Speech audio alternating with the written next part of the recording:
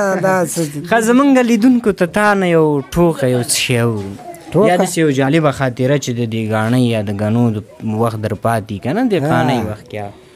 جالبې ټوکه راته وکړه. ها جالبې خاطرې خو دا دي چې وروره بس داسې کار و چې یو ځای کې غلو ونیوله مروره اورې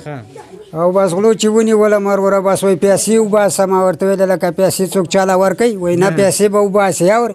مال پیسې خو مونږ ډېرې په سختۍ ګټلې دي نه یې وباسم. چې نه یې وباسې وروره بس غلو ټک د واره ګرېوان نه ونیوله ما اورې پاکستاني غله وروره بس مقدمه مې ورڅه چالان کړله. وروره کله هغوی لغتې ووه او کله زه ووه او کله هغوی ډغرې ووه او کله زه ډغرې ووه وروره ځان هم داسې شین صاحب کړل اورې. په دې وخت کې وروره یو 100,000 روپۍ هغه هم غلو واخېستلې وروره او بس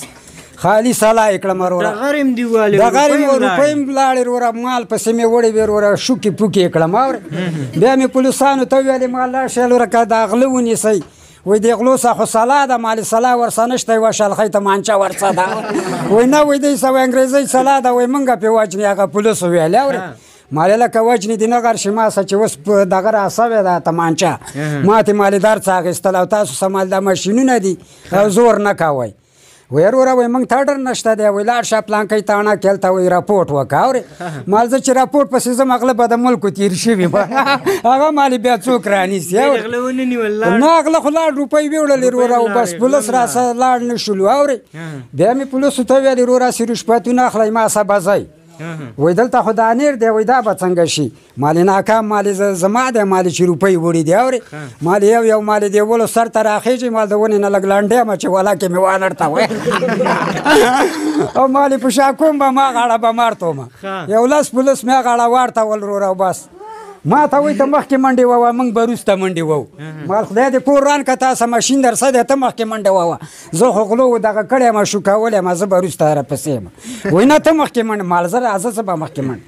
زه مې ځان مې ترې مخکې کور او هغوی مې ځان پسې کړه چې پاټیا 2 مې بوتلل. وایي نور اډر نشته دی مالې ولې بیا څه چل وشو؟ وایي نه وایي ته خو وایي د غلو ملګری یم مالې کور دې وران شه غلو خو زه شوکولی یم دلته مې دا لاس هم په چاقو وال شوی وروره اورې شی نه نتله چې نتله ما ورته ویلې مالې راته راکړه مال دا ماشین ماله راکړه چې ما ورته د ماشین دا باب وکړو لکه وایي ته وایي زما نه هم ډېر تکړه یم مالې ستا د پلار نه هم تکړه یم ته مخکې زور نه کوې زه یې کوم مالې اورې. نو بس وایي سلسله داسې ده چې وروره بس خپل پولیسو ته ویلې وایي دا سړی د غلو ملګری دی وایي دا چاقو مانې لاس والی دی او خدای هم غر که وایي دا 100 ډزې ماشین د نه څښتی وایي را وګرځئ را واپس شئ بس شی نه ایسته واپس شو مالې زه یې خدای ما واله کې ټول په سینلا وکړه زه ته همداسې لاړم او هغه ایسته لاړ. دا خاطره وه چې پولیسو هم ونه نیوله نه پولیسو ونه نیوله ته خو جوبل نه شوې زه خو یې داسې جوبل کړی وم یو چاقو یې دلته والی وم دې مټ مانې وروره بس خالي دغه د تکلیف په مخ کړو چې دا شی نه په شا پورې زه چې نور ته بچ شوی خدای خیر کړي بیا بچ کړو ډېره مننه مشرفانه دا خاطره وه بس په مونږه تېره شوې وه درته بیان